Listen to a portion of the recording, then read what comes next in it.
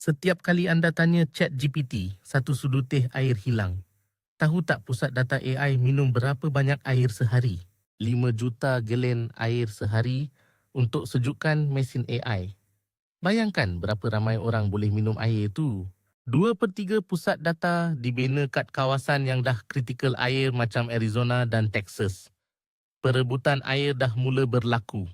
Petani dan penduduk tempatan kini terpaksa berebut air dengan gergasi teknologi. Siapa yang patut diutamakan? Loji kuasa yang bekalkan elektrik untuk AI pun guna jutaan galen air. Impaknya berganda pada alam sekitar kita. Generator diesel kecemasan pusat data pula cemari udara. Teknologi canggih tapi beban alam semakin berat. Tapi ada harapan.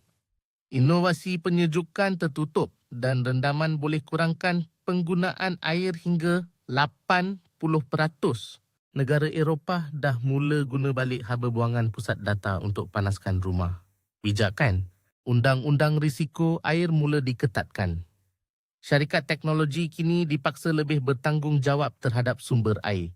AI bukan musuh, tapi kita perlu kawalan segera. Jangan biar kemajuan digital korbankan air untuk anak cucu kita nanti.